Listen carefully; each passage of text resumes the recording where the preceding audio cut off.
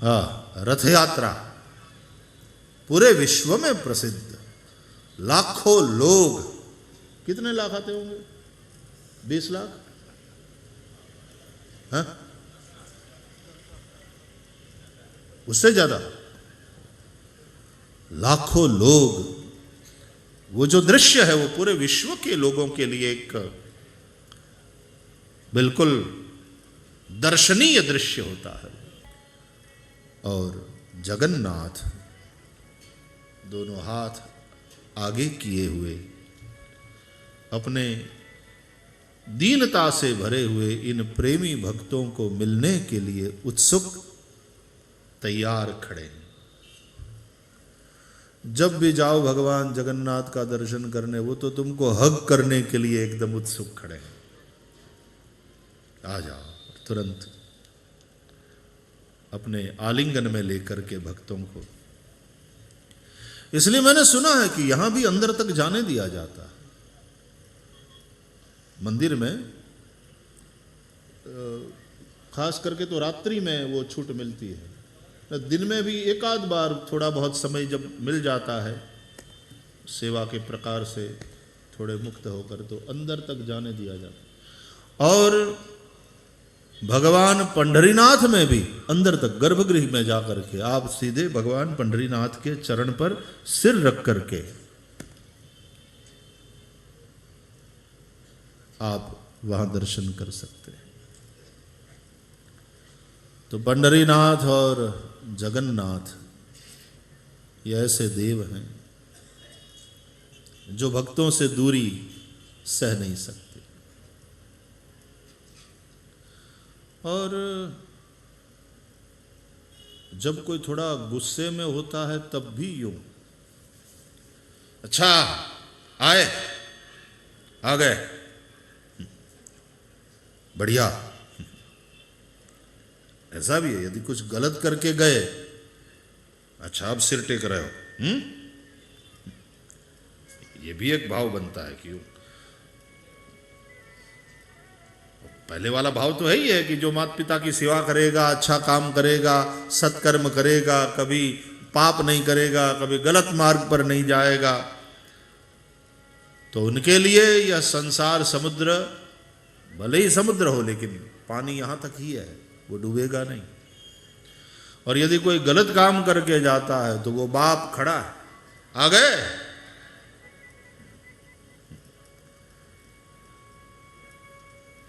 हाँ तो कह सकते हैं कि जी आ गए नारायण, और कोई उपाय नहीं था और आपके वचन के अनुसार ही आ गए।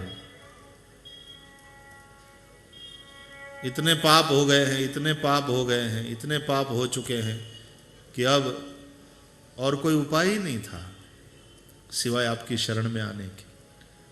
क्योंकि पाप का नाश तो बस इसी तरह होता है। आप ही ने कहा है, सर्वधर्मान परित्यज्य मामेकम शरणं व्रज, अहम त्वा सर्व पापेभ्यो मोक्षयिष्यामि मा शुचा। इसलिए आ गए, जैसे भी है आपके हैं,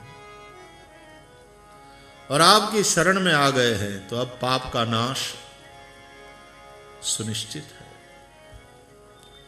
तो सब अलग अलग भूमिका वाले लोग जाते हैं ना वहां। तो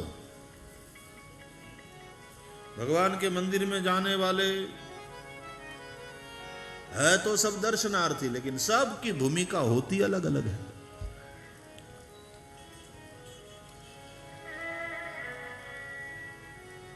चैतन्य महाप्रभु भी जगन्नाथ भगवान के सामने खड़े होकर दर्शन करेंगे,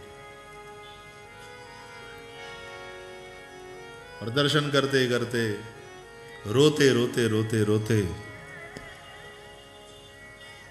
वो कहते हैं वहां वो पत्थर है ना, वहां उसका उसमें थोड़ा गड्ढा है, तो बोले वो चैतन्य महाप्रभु के अश्रु से भर जाता।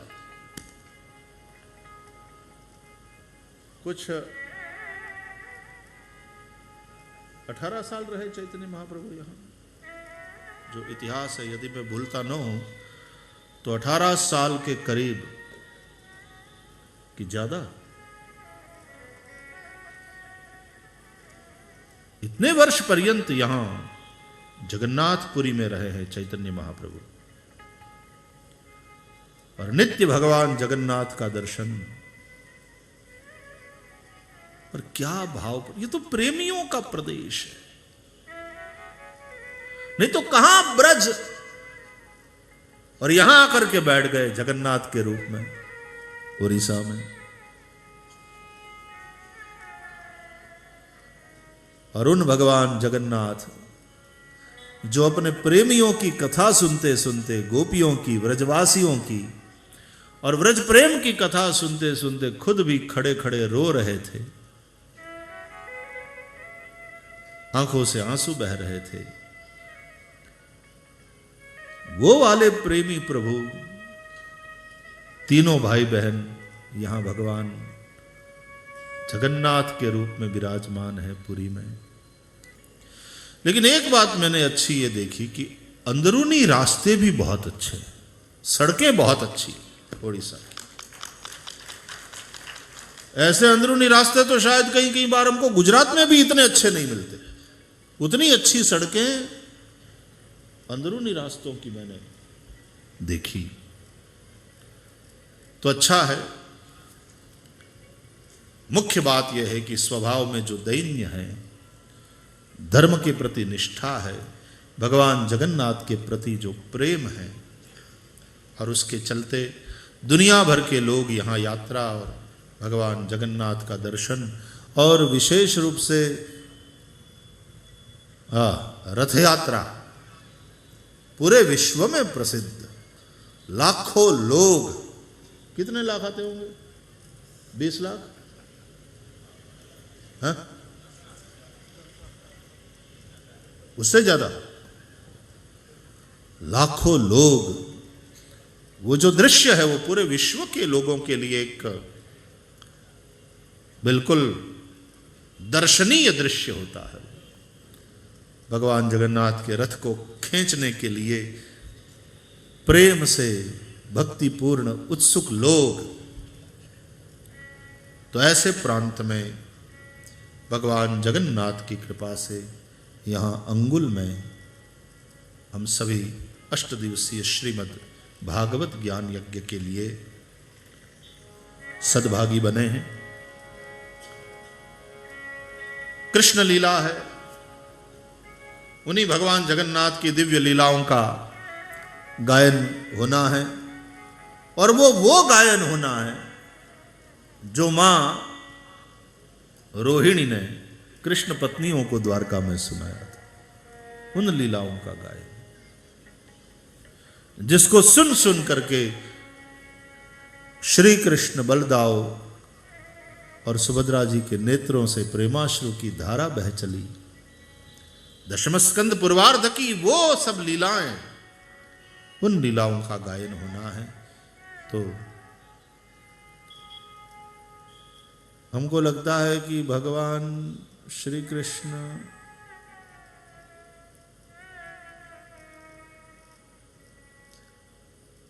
जब जब याद आती है ब्रज की, जब जब कोई स्मरण करा दे उन लीलाओं का, तो द्रवीभूत हो जाते हैं। तो यहां भी भगवान जगन्नाथ इसी भाव से उत्सुक कान दिए सुन रहे हैं। तो उस भाव से भगवान जगन्नाथ के सानिध्य में, उस प्रांत में, उस उत्कल प्रदेश में हम मिलकर के भगवत गुणानुवाद करने जा रहे हैं। श्रीमद् भागवत कथा से पूर्व भागवत जी की महिमा का गायन किया जाता है। व्यास भगवान ने पद्म पुराण में भागवत जी का महात्म्य लिखा है।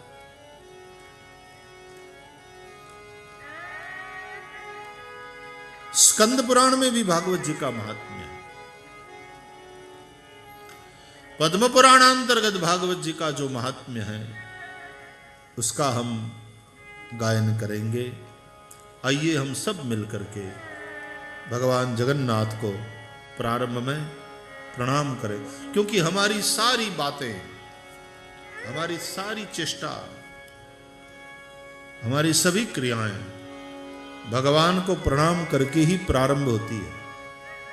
दो जने मिलते भी हैं तो जय श्री कृष्ण, जय सिया राम, जय जगन्नाथ,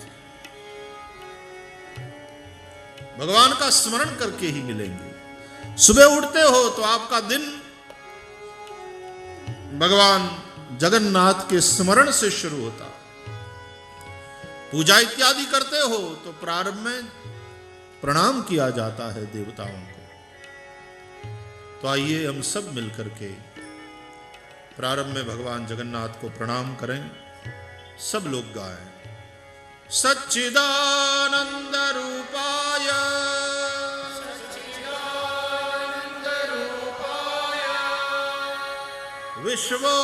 विश्वोत्पत्त्यादि हेतवे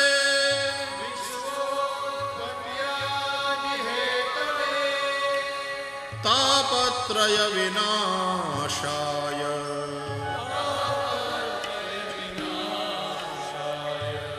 श्री कृष्णाय वयं नुमः।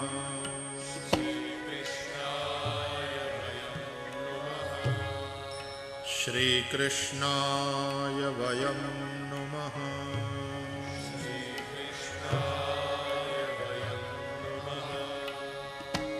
श्री कृष्णाय वयं नुमः।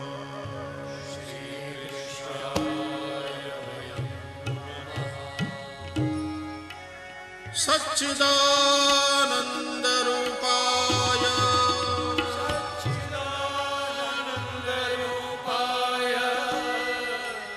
सच्चिदानंद स्वरूप विश्व की उत्पत्ति स्थिति और लय के हेतु त्रिविध ताप का विनाश करने वाले श्री कृष्ण को हम सभी नमन कर रहे हैं। सच्चिदानंद स्वरूप विश्व की उत्पत्ति आदि के हेतु श्री कृष्ण को हम त्रिविध ताप के विनाश के लिए नमन कर रहे हैं। सुमन और नमन दोनों भगवान को समर्पित करके हम सत्कार्य का प्रारंभ करते हैं। इसलिए पहले सुमन, पुष्प, पुष्पमाला ये अर्पण किया, फिर नमन। सुमन और नमन भगवान को बहुत प्रिय है। सुमन का एक अर्थ होता है पुष्प और सुमन का दूसरा अर्थ होता है सुमन, सुंदर मन। कौन सा मन सुंदर है? जो सुमन की भांति, फूल की भांति एक तो कोमल हो, जिस मन में कठोरता नहीं है, कोमलता। जिस मन में कट्टरता नहीं है, अनन्यता जरूर है, प्रेम वाली अनन्यता है, लेकिन कट्टरता नहीं है। जिस मन में प्रेम की सुगंध है वो सुमन है। और जिस मन में प्रसन्नता है, फूल खिला हुआ रहता है, प्रसन्नता का प्रतीक है ये खिलना, खुलना। जैसे आदमी जब प्रसन्न होता है तो उसका चेहरा बिल्कुल खिले हुए फूल की भांति हो जाता है, वो मुस्कुराता है, वो हंसता है, तो माने फूल खिले। तो वो सुमन है जहां कठोरता नहीं, कोमलता है, कट्टरता नहीं, अनन्यता है, प्रेम की सुगंध है और प्रसन्नता है। ऐसा मन सुमन है और वो भगवान को समर्पित करना चाहिए। याद रहे, भगवान हमसे हमारा मन मांगते हैं, मांग कर लेते हैं। ये जैसे केवट के पास गए तो केवट से नौका मांगी है, केवट ने ऑफर नहीं की। मांगी नाव न केवट आना, कहई तुम्हार मरम में जाना, चरण कमल रज कहु सब कहई, मानुष करनी मोरी कछु अहई। मांगी नाव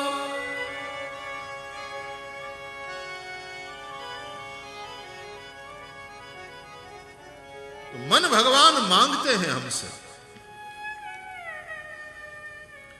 धन तो हम भगवान को देते हैं अपनी ओर से, भगवान ने नहीं मांगा। भगवान को धन की जरूरत नहीं है, वो लक्ष्मी के स्वामी हैं। धन तो वो तुम्हें देते हैं, लेकिन मन वो तुमसे मांगते हैं। मयि एव मन आदत्स्व मयि बुद्धिम निवेशय, मन मांगते हैं।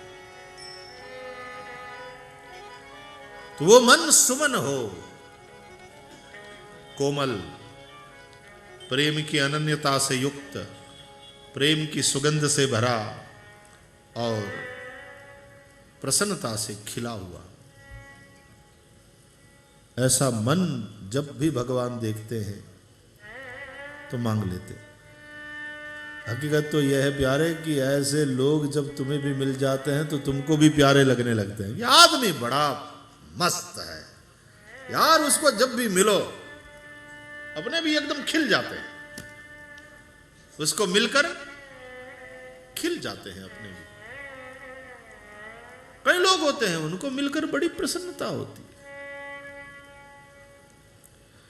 तो ऐसे मन को भगवान चाहते हैं, मांग लेते हैं। इसलिए सुमन भगवान को समर्पित करें, नमन करें। नमन का अर्थ होता है नमस्कार, नमन का दूसरा अर्थ होता है न मन हो जाना, यानी मन भगवान को दे दिया तो फिर तुम हो गए न मन। गोपियों ने अपना मन भगवान कृष्ण को दे दिया, मन दे दिया, दिल दे दिया, जो भी कहो। प्रेम का मतलब ही है दिल दे देना। दे दिया अपना मन, अपना हृदय। तो जब उद्धव जी गए और गोपियों को उपदेश करने लगे तो कहा मैं जो कह रहा हूं ध्यान से सुनो, पूरे मन से सुनो, तो तुम्हारा ये विरह का जो दुख है ना वो मिट जाएगा। तो मन लगा के सुनो। तो गोपियों ने कहा कि कथाकार महोदय, तुमने तो प्रारंभ में ही हमारे लिए मुश्किल पैदा कर दी। बोले क्या हुआ? बोले तुम मदद करने आए हो। बोले इसलिए तो आया हूं, विशेष रूप से श्री कृष्ण ने भेजा है मुझे तुम्हारी सहायता के लिए। ये जो तुम दुखी हो रही हो श्री कृष्ण के वियोग में इतनी, तो मैं तुम्हारी सहायता के लिए आया हूं। तो कहा कि महोदय तुमने कहा कि मन दे करके सुनो, तुमने हमको मुश्किल में डाल दिया। मन हमारे पास है ही नहीं, हम किस मन से सुने? मन तो 10-20 नहीं होते उद्धव, मन एक ही होता है। हमारे पास भी एक ही था और वो तो कृष्ण ले गए।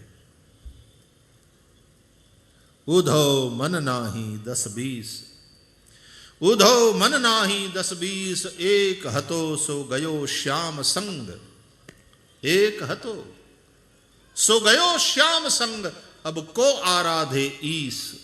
उद्धव मन नाही 10-20। गोपियां न मन हो गई। ये सुख दुखादि द्वंद्व जो है, मान अपमान जो है, ये सब मन के चलते। जिसने मन ही श्री कृष्ण को दे दिया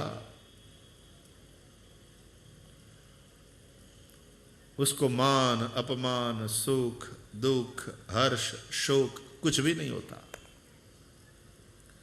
दुनिया के द्वंद्व से वह परेशान होता ही नहीं है, क्योंकि मन उसके पास है ही नहीं। तो ना है सुख ना है दुख। जहां सुख और दुख का आत्यंतिक अभाव होता है उसी स्थिति को आनंद कहते हैं।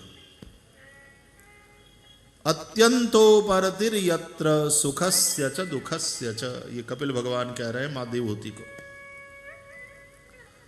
जहां सुख और दुख दोनों का आत्यंतिक अभाव हो वो है आनंद। इसलिए वो जो भक्त है वो सदा आनंद में रहता है। मन कृष्ण में है तो मतलब वो कृष्ण में ही रहता है। कृष्ण है आनंद, परमानंद। सच्चिदानंद रूपाय,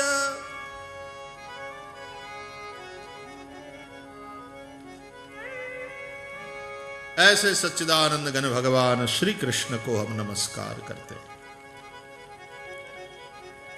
भगवान के ये तीन गुण हैं, सत, चित और आनंद। श्री कृष्ण के इन तीन गुणों से श्री कृष्ण की तीन शक्तियां प्रकट हुई हैं। भगवान श्री कृष्ण के सदंश से रुक्मिणी जी हुई है।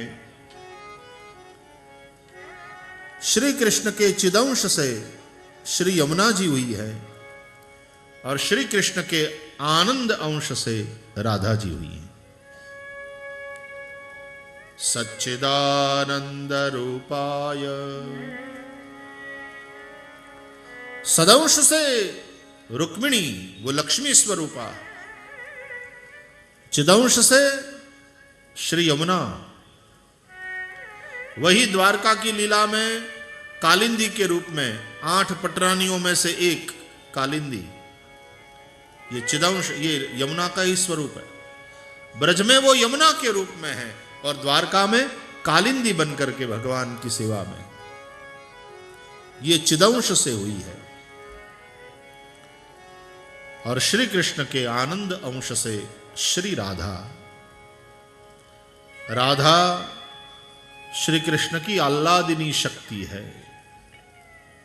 सच्चिदानंद रूपाय,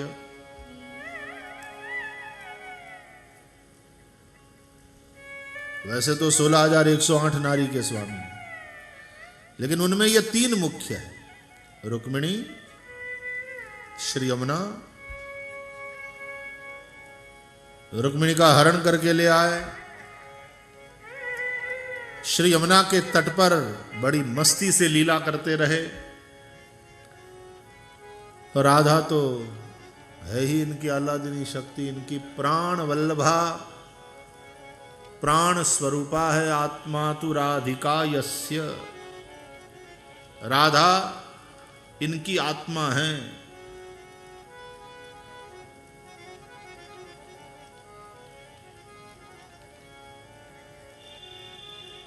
तो ये जो आत्मा है वो आनंद स्वरूप ही है। सच्चिदानंद रूपाय,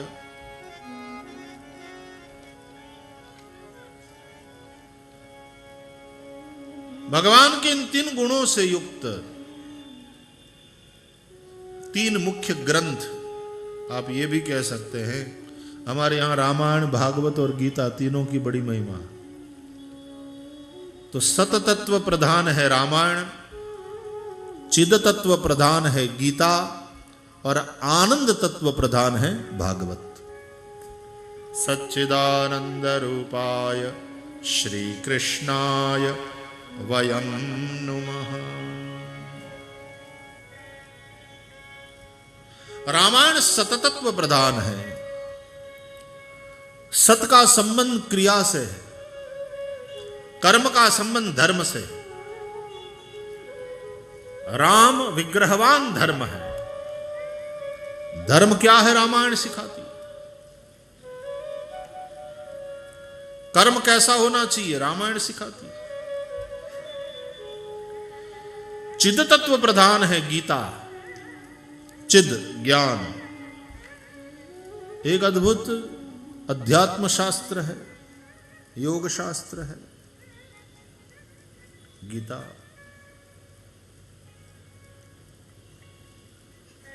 और आनंद तत्व प्रधान है श्रीमद् भागवत। तो ऐसा भी कहते हैं कि रामायण प्रयोग शास्त्र है, गीता योग शास्त्र है, भागवत वियोग शास्त्र है।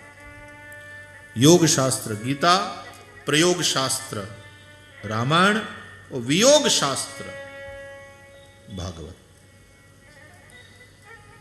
तो वियोगी हैं चैतन्य महाप्रभु, तो उनको तो भागवत के प्रति लगाव होना ही है। और वियोग में जो रो रहे हैं चैतन्य महाप्रभु, जो रोए हैं, जो रोए हैं। वियोग शास्त्र है भागवत। सच्चिदानंद रूपाय श्री कृष्णाय वयं नमः। सच्चिदानंद घन भगवान। अब सत के अंश में क्रिया होती है, चिद के अंश में ज्ञान विचार, और आनंद के अंश में भक्ति भावना।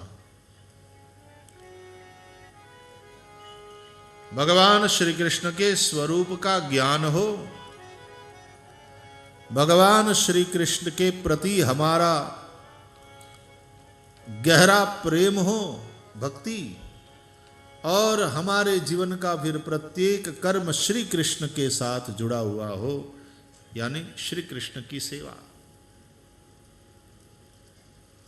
शास्त्रार्थ हो रहा था, शास्त्र चर्चा चली और उसमें 4 प्रश्न पूछे गए कि दुनिया में सर्वश्रेष्ठ देव कौन है, इस संसार का सर्वश्रेष्ठ सबसे बड़ा सबसे महत्वपूर्ण शास्त्र कौन सा, और इस दुनिया में सबसे श्रेष्ठ मंत्र कौन सा, और दुनिया का श्रेष्ठ कर्म क्या है। इन चारों प्रश्नों का जवाब श्री वल्लभाचार्य जी महाराज ने एक ही श्लोक में दे दिया। और स्वयं श्री वल्लभाचार्य जी भी चैतन्य को महाप्रभु कहते हैं, श्री वल्लभाचार्य जी को भी महाप्रभु जी कहते हैं। यहां जगन्नाथ में भी श्री वल्लभाचार्य जी आए हैं, रहे हैं।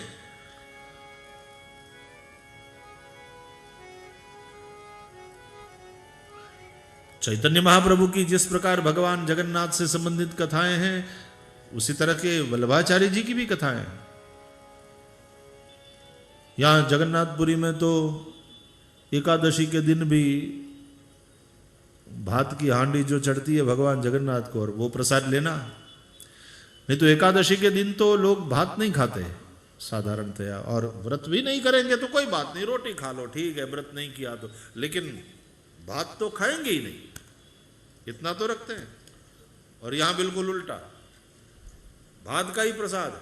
और एकादशी को तो बांध कर रखा है भगवान जगन्नाथ ने, आप लोगों ने दर्शन किया होगा, बंधी हुई एकादशी माता है, एकादशी को बांध कर रखा है कि मेरे बच्चों को भूखा। ये तो प्रेम वाला प्रेमी भगवान है ना, वो तो प्रेम को ही महत्व देता है और कुछ नहीं। अब वैसे भी गरीब लोग दुबले पतले बेचारे एक दिन और खाना नहीं खाएंगे, एक समय का तो मुश्किल से प्राप्त होता है, और वो भी यदि नहीं खाएं तो कैसे जिएंगे। भगवान जगन्नाथ ने कहा खाने दो, सब लो महाप्रसाद। रोज कितना भात, अभी आज अभी हम चर्चा कर रहे थे 60 मण, 40 किलो का मण होता है। यहाँ कितने का मण होता है? 40 किलो का मण है यहाँ, तो 2400 किलो है। 64। अच्छा,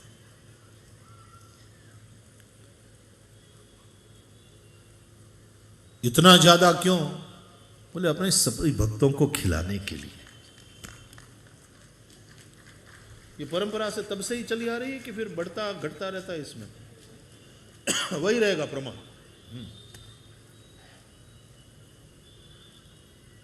देखो भगवान जगन्नाथ ने कहा ये दे देते हैं। वो मेन्यू मुझे मत पूछो कि क्या बनाना है, ये बनाना है, भात बनाना है रोज, और इतना बनाना है, 64 मण।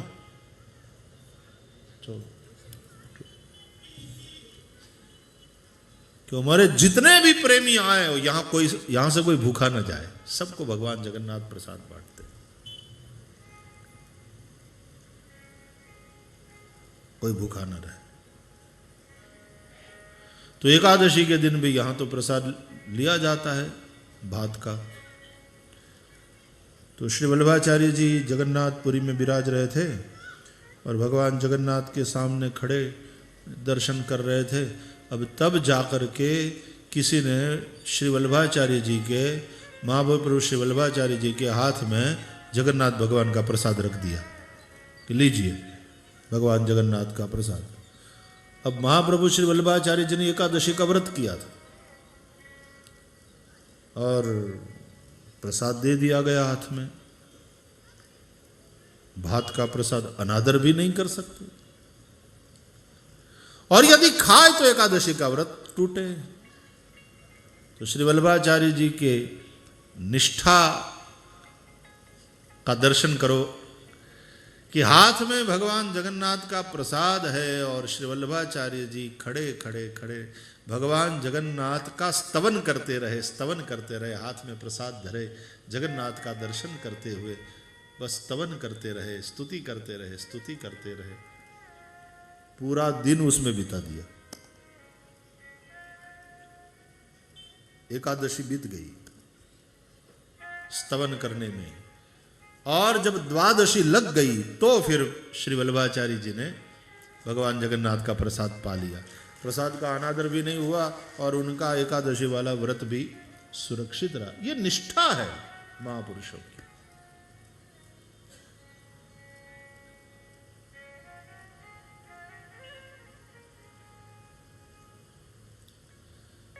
हमारे ऐसे धाम, ऐसे स्थानों के साथ जो एक एक भक्ति की कहानियां, कथाएं और घटनाएं जुड़ी हुई है, केवल प्रेम प्रेम प्रेम प्रेम ही उसमें मुख्य है।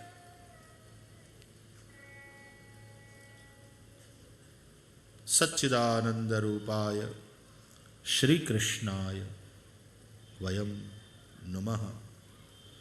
तो सत के अंश में क्रिया है, चिद के अंश में ज्ञान और आनंद के अंश में भक्ति। तो ये प्रश्न आया, 4 प्रश्न पूछे गए, तो सभी ने अलग अलग बातें बताई। श्री वल्लभाचार्य जी ने एक ही श्लोक में इन 4 प्रश्नों का जवाब दिया। एकम शास्त्रम देवकी पुत्र गीतम। दुनिया में सर्वश्रेष्ठ शास्त्र एक ही है, शास्त्र एक ही, और वो कौन सा? बोले देवकी पुत्र गीतम, श्री कृष्ण ने गाया हुआ गीत, यानी भगवत गीता। यही एकमेव शास्त्र है। एकम शास्त्रम देवकी पुत्र गीतम, एको देवो देवकी पुत्रमेव देवकी पुत्र एव।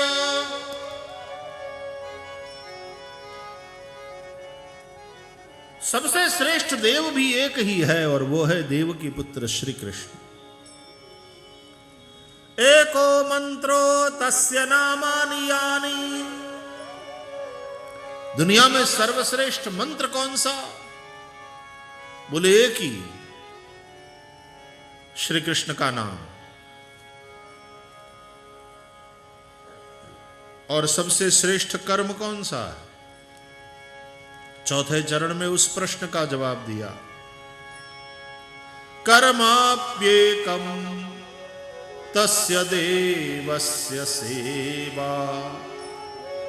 कर्म एक ही, उन भगवान नंदनंदन श्री कृष्ण की सेवा, यही एक कर्म। तो भाई आप अपने विचारों को उस नंदनंदन श्री कृष्ण से जोड़ो तो वो सद्विचार हो जाएंगे, क्योंकि कृष्ण सत स्वरूप हैं। भावना को भगवान श्री कृष्ण के सत्य स्वरूप श्री कृष्ण के साथ जोड़ो तो भाव सद्भाव हो जाएगा, और अपने प्रत्येक कर्म को सत्स्वरूप श्री कृष्ण के साथ जोड़ो तो वह कर्म सत्कर्म हो जाएगा। तो सत्कर्म सद्भाव और सद्विचार। आप सत्य से ही जुड़े हुए हैं तो आप भक्त हैं। कल हम वहाँ रात्रि विश्राम किए भुवनेश्वर में, तो कतिपय भक्त लोग आ गए थे, तो 1 आध घंटा सत्संग किया। तो कल हमने यही चर्चा करी, जो भगवान से जुड़ा है वो भक्त है, और जो भगवान से जुदा है वो संसारी है। जो जुड़ा है, जो भगवान से विभक्त नहीं है, अविभक्त है, वही भक्त है। यानी जो जुड़ा हुआ है। श्री कृष्ण ही सत्स्वरूप है, इसलिए उसके साथ जुड़ा हुआ प्रत्येक विचार सद्विचार है। कृष्ण से जुड़ा हुआ प्रत्येक भाव सद्भाव है। श्री कृष्ण से जुड़ा हुआ प्रत्येक कर्म सत्कर्म है। सत्य के साथ जुड़ा हुआ विचार ज्ञान बन जाता है। सत्य के साथ जुड़ा हुआ भाव भक्ति बन जाता है, और सत्य के साथ जुड़ा हुआ कर्म सेवा बन जाता है। तो कर्माप्येकम तस्य देवस्य सेवा। तो एक ही देव श्री कृष्ण, एक ही शास्त्र श्री कृष्ण का गाया हुआ गीत यानी भगवत गीता, एक ही मंत्र श्री कृष्ण का प्यारा नाम, और एक ही कर्म श्री कृष्ण की सेवा। सच्चिदानंद रूपाय श्री कृष्णाय वयं नुमः। सच्चिदानंद स्वरूप श्री कृष्ण को हम सभी नमस्कार करते हैं। विश्वोत्पत्त्यादि हेतवे श्री कृष्णाय वयं नुमः। विश्व की उत्पत्ति स्थिति और लय के हेतु, इस सृष्टि की उत्पत्ति करने वाले भगवान ही हैं। ये भगवान से ही हुई है सृष्टि। यह पूरा ब्रह्मांड भगवान से ही हुआ, भगवान में ही ये स्थित है। इसको चलाने वाले भगवान ही हैं, और अंत में ये भगवान में ही लीन हो जाता है। विश्वोत्पत्त्यादि हेतवे। उपनिषद कहते हैं यतो वा इमानि भूतानि जायन्ते येन जातानि जीवन्ति यत् प्रयन्त्यभिसंविशन्ति तद्विजिज्ञासस्व तद्ब्रह्मेति। तो भगवान से ही सृष्टि होती है, भगवान में ही सृष्टि रहती है, और भगवान में ही सृष्टि का लय हो जाता है।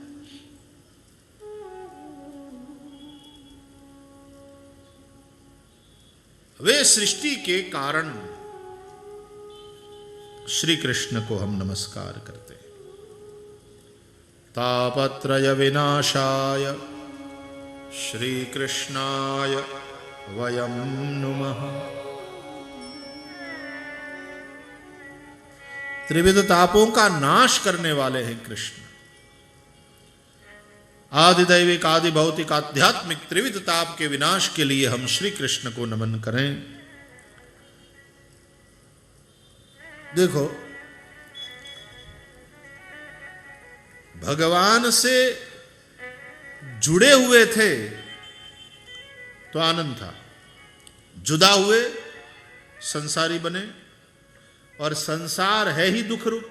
असारः खलु संसारः दुख रूपी विमोहकः, व्यास जी लिखते हैं इसी में, पद्म पुराण में ही कहा, असारः खलु संसारः दुख रूपी विमोहकः। दुख रूप है संसार, लेकिन उसका रूप ऐसा मोहक है कि दुख देने वाला है, फिर भी सब लोग उससे प्यार करते हैं। कंचन में, कीर्ति में, कामिनी में आसक्ति होती है। पुरुष को स्त्री में, स्त्री को पुरुष में आसक्ति होती है।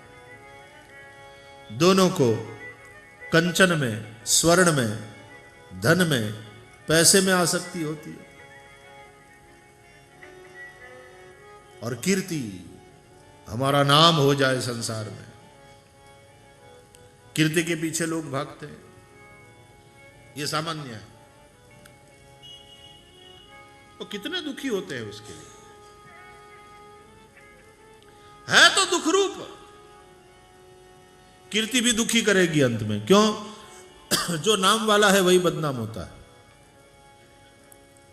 मीडिया में उसी की खबर छपती है, मीडिया उसी की खबर को चलाएगा ज्यादा। जो नाम वाला वही बदनाम होता है। तो ये दुख है कीर्ति के साथ साथ। कंचन, पैसा, धन, पहले कमाने के लिए दुखी हो, और कमा लिया तो फिर उसको संभालने के लिए दुखी हो, और टैक्स नहीं भरा तो इनकम टैक्स वाले आए, उन्होंने रेड करी, और फिर दुखी हो। देखा कितना टेंशन होता। बोले हम तो हाई ब्लड प्रेशर वाले हैं और आप सब लोग आए, हमारा तो प्रेशर बढ़ गया, अब हमको डॉक्टर के पास जाना पड़ेगा। इतना लोग, अरे जेल में जाना पड़ता है तो लोग वहां बीमार हो जाते हैं तुरंत, और कहते हैं भाई हमको जेल में नहीं अस्पताल में रखो।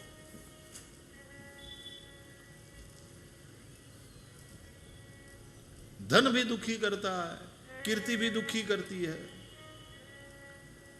काम ही नहीं, विषय सुख के अंत में दुख ही है संसार दुख रूप। लेकिन उसका ऐसा मोहक है रूप कि सबको लालच होती है, सब आकृष्ट होते हैं। तो जो जुड़ा हुआ है वो तो सदा आनंद में रहेगा, वो श्री कृष्ण में ही रहेगा। लेकिन जो श्री कृष्ण से जुदा है वो संसारी है, और संसारी, संसार का दूसरा नाम ही समस्या है, संसार का दूसरा नाम ही दुख है। तो क्या करें? बोले जहां आप हैं वहीं रहे, लेकिन श्री कृष्ण में रहें। ये कैसा है कि कमल जल में रहे तो ही कमल रहेगा, क्योंकि वो जलज है, बारिज है। जल में रहेगा तब तो रहेगा, जल को छोड़ देगा तो फिर कमल नहीं टिकेगा। लेकिन याद रहे, कमल खिलता है सूरज को देखकर, उसकी प्रसन्नता सूरज में, वो मुस्कुराता है सूरज को देखकर। सूर्य अस्त हुआ, कमल बंद हो गया, सूरज निकला, कमल खिल गया। प्यार उसका सूर्य के प्रति। हम रहे संसार में, लेकिन हमारा प्रेम श्री कृष्ण के प्रति हो।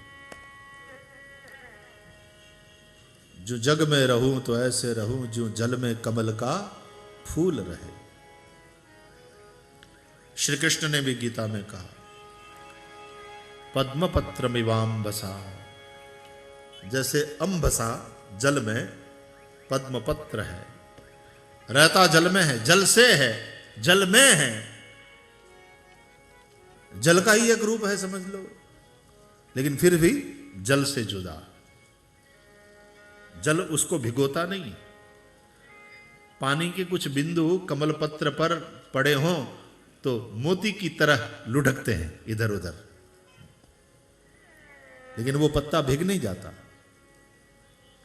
बस उसी तरह संसार में रहना चाहिए। हम जुड़े हुए हों श्री कृष्ण से, इतनी सी बात है।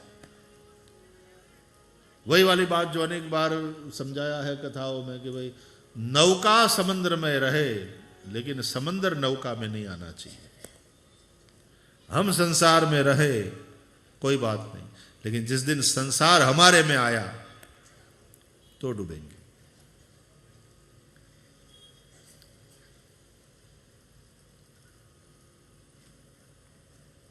तापत्रय विनाशाय श्री कृष्णाय वयम नमः।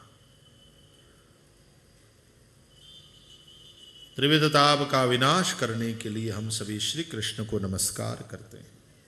पहले श्लोक में भगवान जगन्नाथ को प्रणाम किया और प्रणाम के द्वारा, नमन के द्वारा हमने अपने आप को संसार से डिस्कनेक्ट करके श्री कृष्ण के साथ कनेक्ट किया।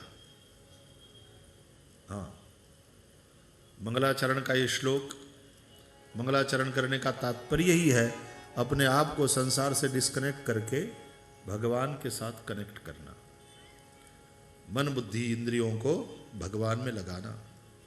श्री कृष्णाय वयं नुमः, श्री कृष्णाय वयं नुमः, श्री कृष्णाय वयं नुमः।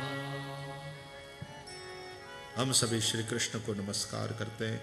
वक्ता श्रोता सभी, गुरु शिष्य सभी, श्री कृष्ण को नमन।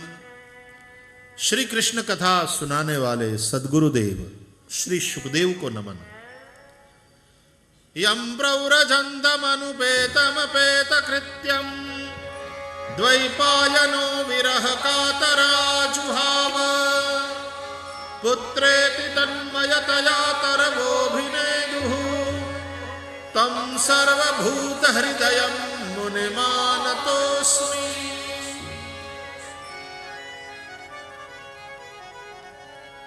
जो सतत विचरण करते रहने वाले परिव्राजक हैं, जिनका अभी यज्ञोपवीत संस्कार भी नहीं हुआ, अनुपेतम, फिर भी जो कृतकृत्य हैं, पूर्ण कृत्य हैं, अपेत कृत्यम, जन्मते ही सहज वैराग्य से युक्त श्री सुखदेव जी पिता के घर को छोड़ करके चल पड़े जंगल की ओर। तो व्यास जी उनके पीछे पीछे दौड़े। अब आप कहेंगे कि कोई बाप को अपना बेटा घर छोड़ करके जाए, वो अच्छा नहीं लगता। बेटा यदि साधु बनने की बात करे तो तुरंत सब लोग, अरे बेटा संसार में रह करके भी भगवान की भक्ति हो सकती है, उसको रोकने की कोशिश करेंगे सब लोग। लेकिन यहां व्यास जी इसके लिए नहीं पीछे पीछे दौड़ रहे हैं। पीछे क्यों भाग रहे हैं? भगवान के रास्ते पर चलने वाले बेटे के मार्ग में रोड़ा नहीं अटकाना, बल्कि ऋषि तो इस बात से प्रसन्न है कि भगवत प्राप्ति मेरे बेटे का जीवन लक्ष्य हो। अच्छी बात है, तो फिर पीछे क्यों भागे जा रहे हैं? बोले इसलिए कि अभी इसका यज्ञोपवीत संस्कार भी नहीं हुआ। जब तक यज्ञोपवीत संस्कार नहीं होगा तब तक वेद का अधिकार नहीं मिलता, और जब तक वेद का अधिकार नहीं मिलेगा तो वेद उक्त मार्ग से वह ब्रह्म की अनुभूति के रास्ते पर कैसे चलेगा? तो मैं इसका यज्ञोपवीत संस्कार कर लूं। अरे अभी तो पैदा हुआ, जात कर्म संस्कार नहीं हुआ। बाकी वाले सभी संस्कार करते करते करते यज्ञोपवीत तक तो कम से कम पहुंच जाए। आगे वाले संस्कार की चिंता ब्राह्मण बाप कभी नहीं करेगा कि मैं इसका विवाह कर दूं और इसको एक दुकान खुलवा दूं, बेटा पैसा कमाने लग जाए, ये चिंता ब्राह्मण ना करे। यज्ञोपवीत संस्कार तक की जिम्मेदारी ब्राह्मण बाप की है। आग्रह पूर्वक इतने संस्कार संपन्न करेगा। तो यहां तो कोई संस्कार ही नहीं हुआ और बेटा भागा जा रहा है। इसलिए व्यास जी पीछे पीछे दौड़े। हे पुत्र हे शुक, पुत्रेति तन्मयतया। तब तरवः अभिनेदुः, तब उस जंगल के तरु पेड़, वहां के वृक्ष बोले। शुकदेव ने जवाब नहीं दिया, वहां के पेड़ों ने जवाब दिया। क्या बोले?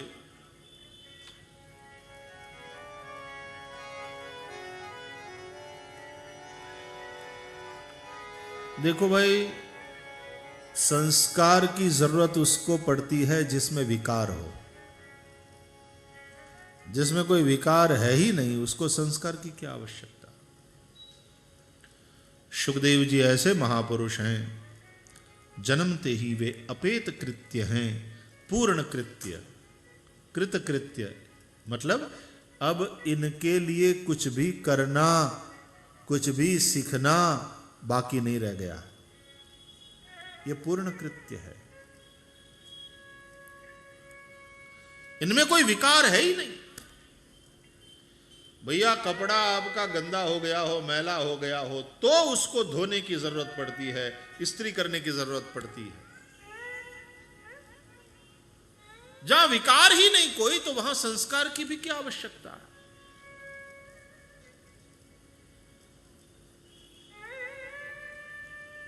तो शुकदेव जी भागे जा रहे हैं। पेड़ों के संस्कार कौन करता है? लेकिन इन वृक्षों को हमारे यहां संत कहा गया है। संत की श्रेणी में है वृक्ष, परोपकारी हैं, पत्थर मारने वालों को भी फल देते हैं, काटने वालों पर भी अनुग्रह करते हैं, अपकार करने वालों पर उपकार करते हैं, स्वयं धूप सह करके नीचे बैठे लोगों को छाया देते हैं, पशु पक्षियों का पेट भरते हैं। कोई बीमार हो जाए तो औषधि देते हैं। कोई वनस्पति ऐसी नहीं है जो औषधि ना हो। नास्ति मूलम अनौषधम। हम एक बार दक्षिण अफ्रीका के जंगलों में गए थे, वो अफ्रीकन सफारी में, तो हाथियों का झुंड देखा। तो उनमें से एक हाथी जिन पेड़ों के पत्तों को खा रहा था, उसको देख करके वहां वाले आदमी ने बताया कि यह हाथी बीमार है। तो बोले भैया आपको कैसे पता? आपके अस्पताल में आया था क्या? उसने केस पेपर निकाला क्या? आपको कैसे पता ये बीमार है?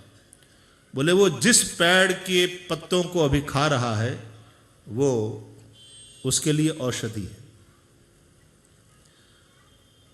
अब हाथियों को पता है कि किस बीमारी में किस पेड़ के पत्तों को खाया जाए तो औषधि का वो काम करे। अपने लिए पर्याप्त बुद्धि भगवान ने सभी प्राणियों को दिया है। तो बोले ये जिस पेड़ की पत्तियों को खा रहा है ये औषधि है, और ये हाथी इस वक्त बीमार है, बाकी कुछ नहीं खाएगा, इस पेड़ की पत्तियों को थोड़ा थोड़ा खाएगा और इस दवाई से वो ठीक हो जाएगा। देखो हाथियों को भी इतनी अकल है, कब क्या खाना चाहिए और कब क्या नहीं खाना चाहिए। और इंसान ही ऐसा है कि बीमारी में तो फिर उसको ज्यादा लाड लड़ाना पड़ता है।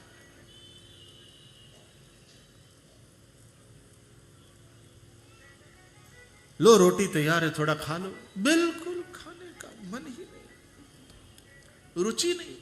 तो वो बेचारी पत्नी कहती है अरे थोड़ा खा लो, ऐसे कैसे चलेगा, दवाई भी तो लेनी है, भूखे पेट डॉक्टर ने लेने के लिए मना किया, एक रोटी तो खा लो।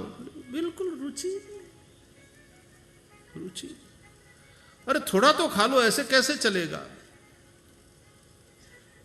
मुंह कड़वा कड़वा हो गया, बुखार, बिल्कुल रुचि नहीं, क्या खाओ, कुछ तो खा लो, रोटी में क्या खाना, थोड़ा सा हलवा बना दे, थोड़ा मुंह लगे।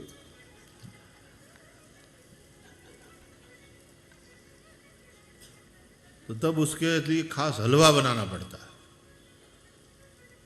तो हम बीमार होते हैं तो फिर हमारे नखरे और बढ़ जाते। तो हाथी जैसे सब प्राणी उस मामले में समझदार है, नहीं खाते, और या तो वही चीज खाते हैं जो औषधि है। तो पेड़ संत है, कौन से संस्कार हुए हैं उसके?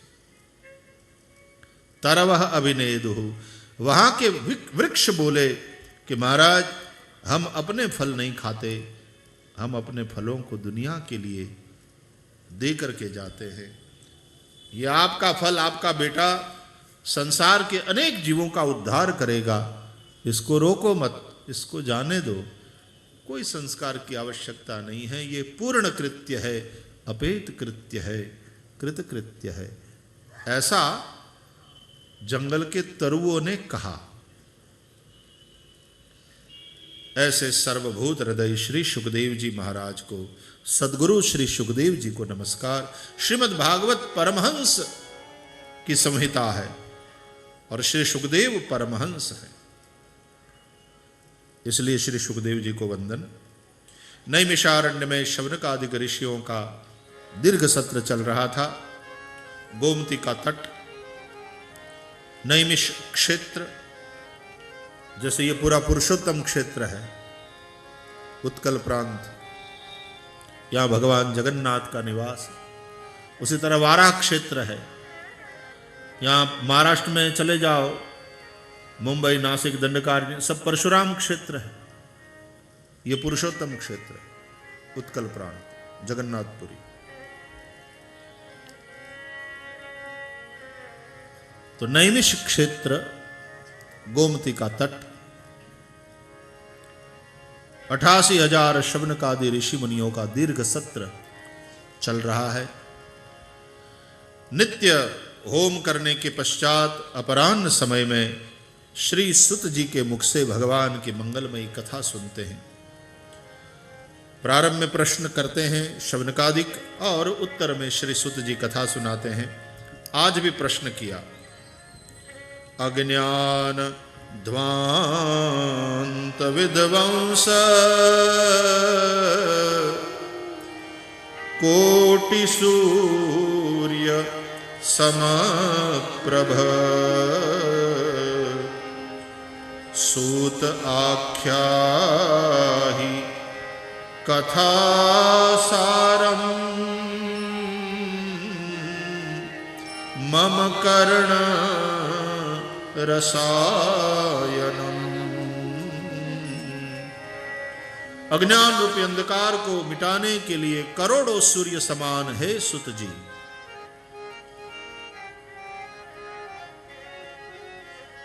सद्गुरु कोटि सूर्य समप्रभ होता है। एक सूर्य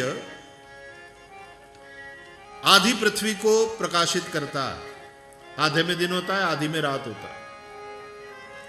लेकिन सद्गुरु करोड़ों सूर्य समान है। वहां पृथ्वी के किसी कोने में अंधकार का कोई अंश रह नहीं सकता। इसलिए हमारे शंकराचार्य जी हों, वल्लभाचार्य जी हों, निम्बारकाचार्य जी हों, रामानुजाचार्य जी हों, उन्हें जगत गुरु कहा। समग्र जगत को आलोकित करने वाले हैं ये जगत गुरु है।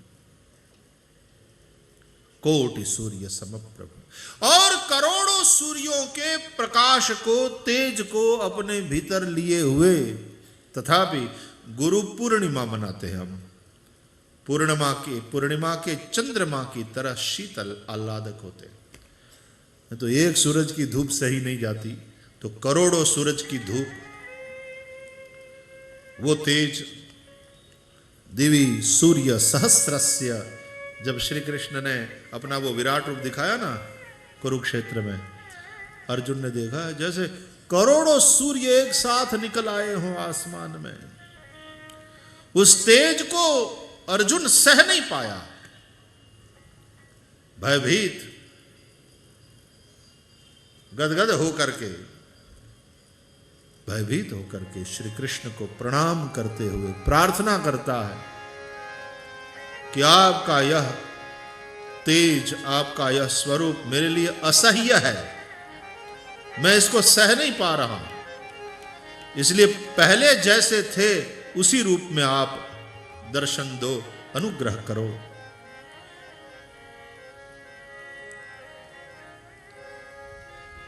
और फिर वो कृष्ण चंद्र बने हैं फिर से।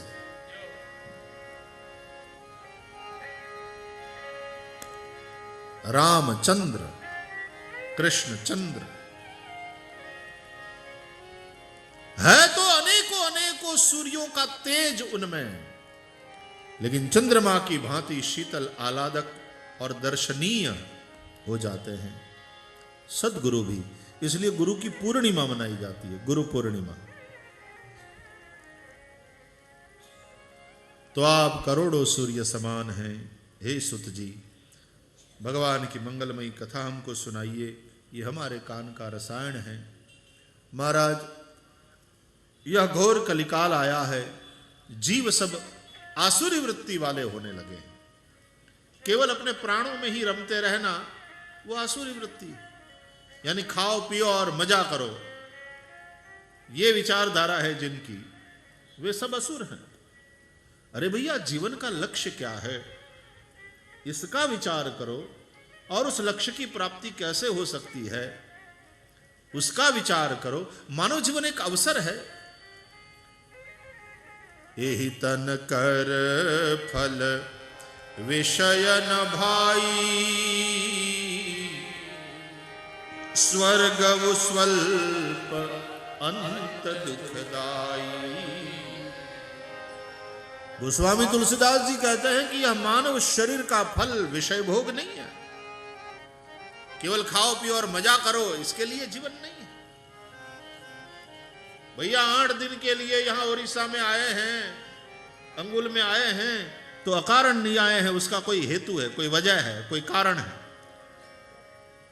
तो 80 साल के लिए आप दुनिया में आए हो तो कोई वजह होगी, अकारण तो नहीं आए, कोई कारण है।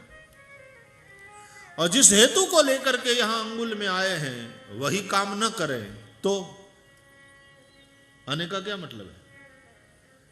बस जिस हेतु के लिए तुम्हें जीवन मिला है, बाकी सारी बातें तो करो जीवन में, लेकिन जिसके लिए तुम्हें जीवन मिला है वही न करो तो जीवन का क्या मतलब है?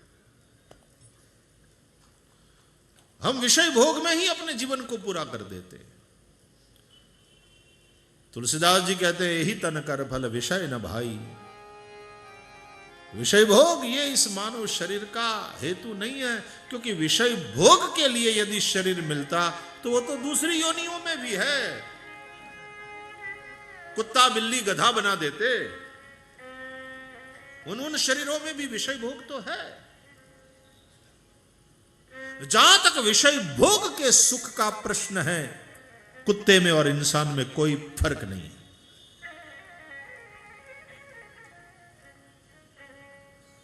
लेकिन जहां ब्रह्मानंद की बात है तो बिल्कुल फर्क है। वो कुत्ता बिल्ली और दूसरे प्राणी अनुभव नहीं कर सकते, मनुष्य उस ब्रह्मानंद का अनुभव कर सकता है।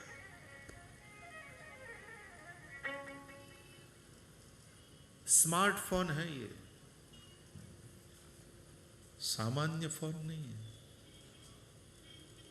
और इतने सारे इसमें तो फीचर्स होते हैं। कई लोगों को पैसा है इसलिए स्मार्टफोन ले लेते हैं, लेकिन इसमें कौन कौन सी चीज कैसे कैसे यूज करना चाहिए वो आता ही नहीं है, वो अकल ही नहीं है। 50-60 हजार का स्मार्टफोन ले लिया, लेकिन होता क्या है कभी कभी कि स्मार्टफोन बेवकूफ के हाथ में होता है। स्मार्टफोन को पकड़ने वाला उतना स्मार्ट नहीं होता है, वो बेवकूफ होता है, उसको आता ही नहीं क्या क्या क्या कैसे करे। हमारे तो पल्ले बात नहीं पड़ती। वो फोन में एक होती है, बोले सीरी तो ये सीरी क्या है? बोले वो आपकी सेक्रेटरी है। बोले ये कहां से आ गई? बोले इसमें फोन में है। इससे यदि आप काम लेना जानते हो तो आप कहो तो ये आपका फोन लगा देगी, आप घर पे कहो तो घर पे जो लगा लेगी, आप दफ्तर में कहो, आप फला भाई को कहो, और वो आपकी आवाज़ को पहचानेगी कि ये मेरे बॉस की आवाज़ है। तो आप जो भी काम सौंपोगे वो करेगी। जो फाइल मंगवाओगे अपने फ़ोन से ले आएगी, आपके सामने धर देगी। वाह सिरी सेक्रेटरी, अब पता ही नहीं है। मनुष्य शरीर भी स्मार्टफोन की तरह है और हमें पता ही नहीं। हम सामान्य फोन में जो है, फोन रिसीव करो, कॉल करो और ज़्यादा से ज़्यादा फोन बुक का उपयोग करो और उसमें कैलेंडर है तो वो देख लो आज कौन सी तारीख है, कौन सा वार है, हो गया। अब केवल इतना ही करना था तो सामान्य फोन लेता भैया, सस्ते में आता। स्मार्टफोन की क्या जरूरत थी?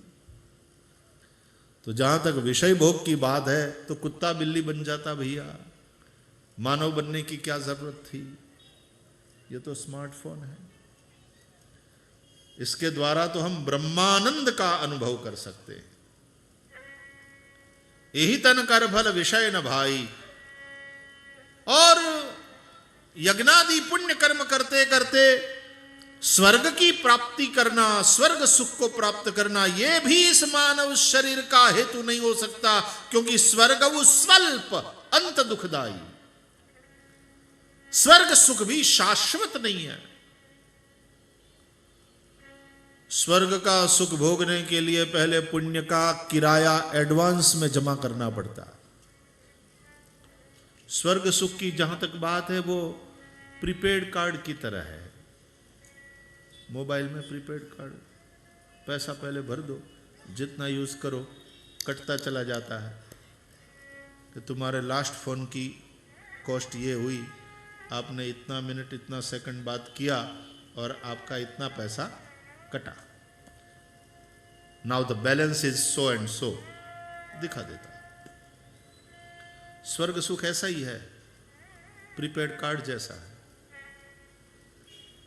पहले पुण्य जमा करो, पुण्य करते रहो, जमा करो और तब आपको स्वर्ग में एंट्री मिलेगी। और स्वर्ग का सुख भोगते रहो, भोगते रहो और पुण्य की बैलेंस खर्च होती रहती है, होती रहती है, होती रहती है। और जैसे ही बैलेंस जीरो हुई,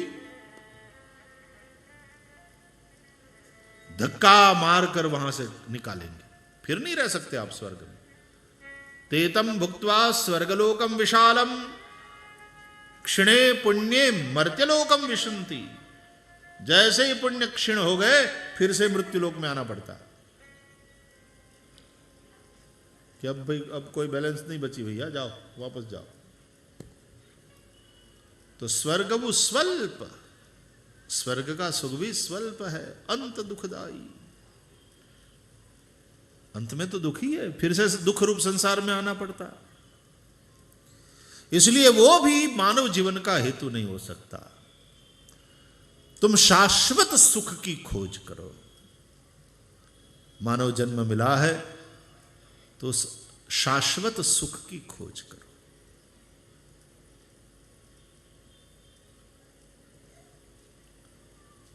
तो महाराज इस कलिकाल में सभी मनुष्य खाओ पियो और मजा करो, इसी विचारधारा के शिकार बने हुए हैं।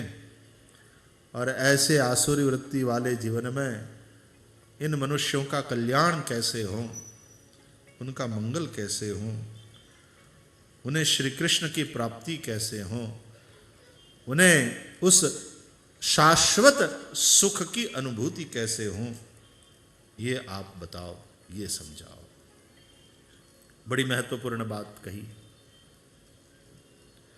और उस प्रश्न के उत्तर में श्री सुत जी ने नैमिषारण्य में कथा सुनाना प्रारंभ किया। ऋषियों, सर्व सिद्धांत से निष्पन्न, संसार के भय को मिटाने वाला, भक्ति को बढ़ाने वाला, प्रकट करने वाला और श्री कृष्ण परमात्मा को प्रसन्न करने वाला ऐसा साधन जो है वो मैं आप लोगों को सुनाता हूं, वो बताता हूं आप लोगों को। सावधान होकर के सुनो। और वो क्या है? काल व्याल मुखग्रास त्रास निर्णांश हेतवे श्रीमद् भागवतम शास्त्रम कलौ कीरेण भाषितम।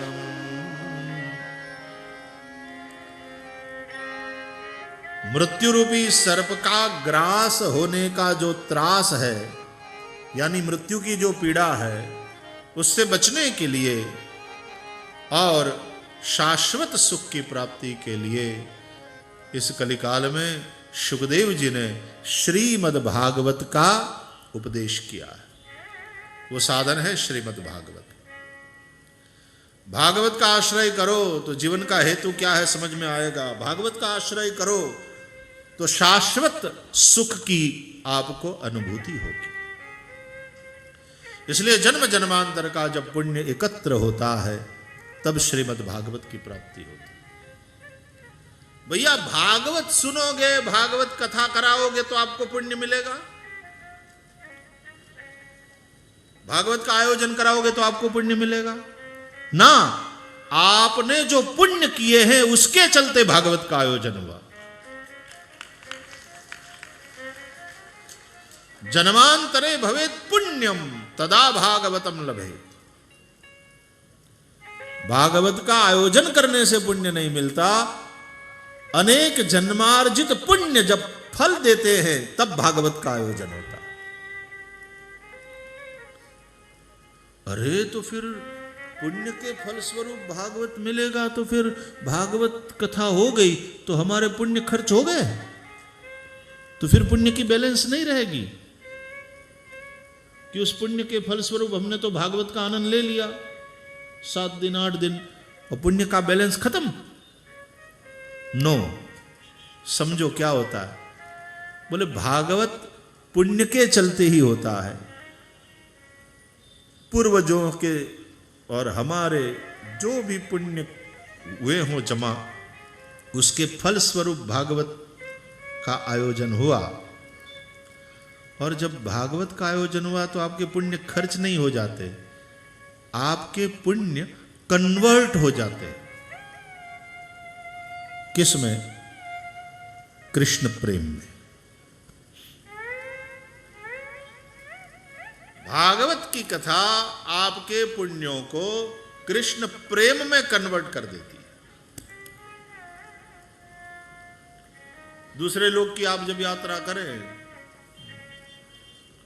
भैया आपने संसार में किसी की मदद करी, आपने दान किया, आपने किसी रोते हुए को हंसाया, आपने किसी बीमार की सेवा करी, आपने किसी भूखे को रोटी खिलाई, आपने जो भी पुण्य किया इस संसार लोक में, इस मृत्यु लोक में, वो पुण्य जो कमाया, अब जो कृष्ण लोक की यात्रा करनी है, उस अध्यात्म लोक की यात्रा करनी है, यदि ब्रह्म लोक की यात्रा करनी है, तो पुण्य के फल स्वरूप ही श्रीमद् भागवत का आयोजन हुआ है। और भागवत की कथा से अब आप अमेरिका जाएंगे तो रुपयों को देकर के बैंक से आप डॉलर ले लेंगे, क्योंकि वहाँ वो वाली करेंसी चलती है।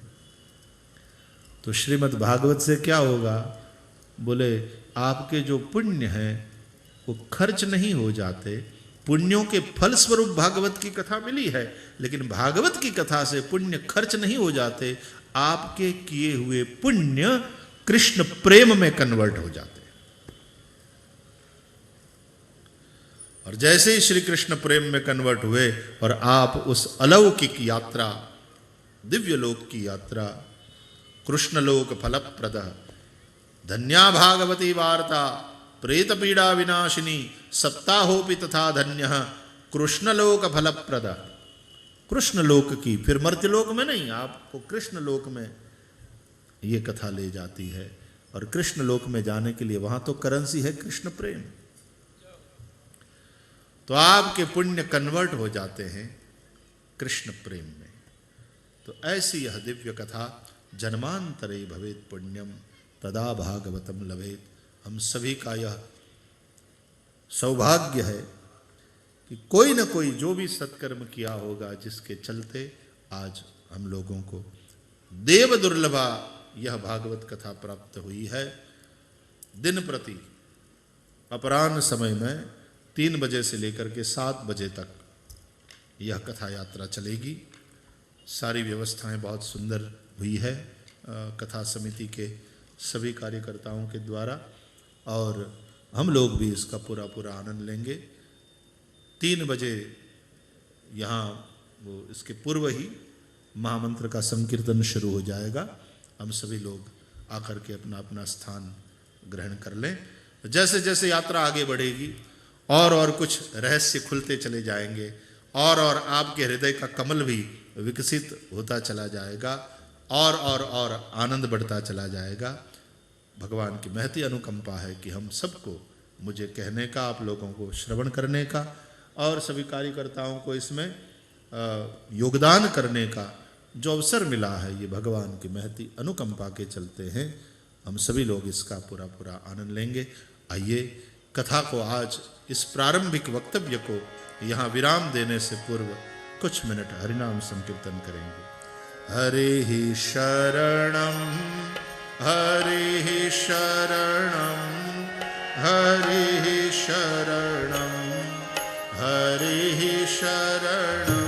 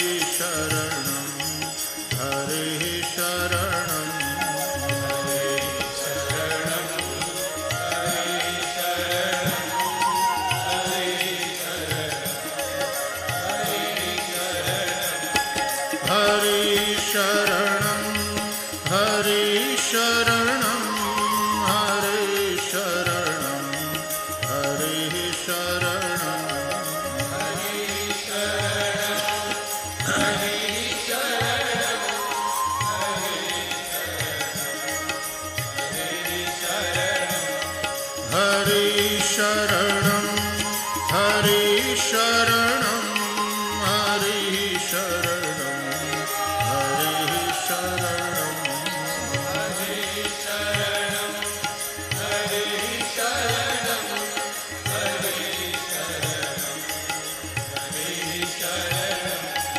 हरि शरणं हरि शरणं हरि शरणं हरि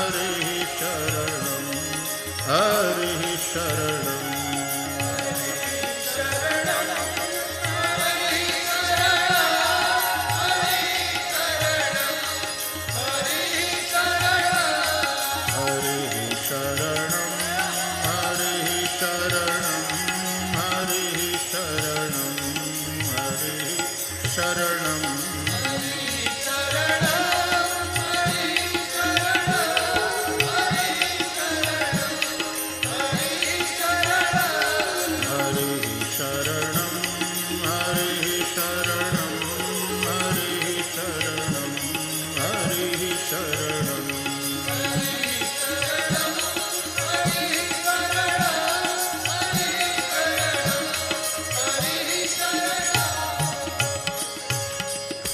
श्री द्वारिकाधीश की जय, श्री गोवर्धननाथ की जय, श्री गिरिराज धरण की जय, श्री बालकृष्ण लाल की जय, सद्गुरु भगवान की जय। ओम नमः पार्वती पतये हर हर महादेव हर। जय जय श्री राधे जय जय श्री राधे जय जय श्री राधे। श्री वृंदावन विहारी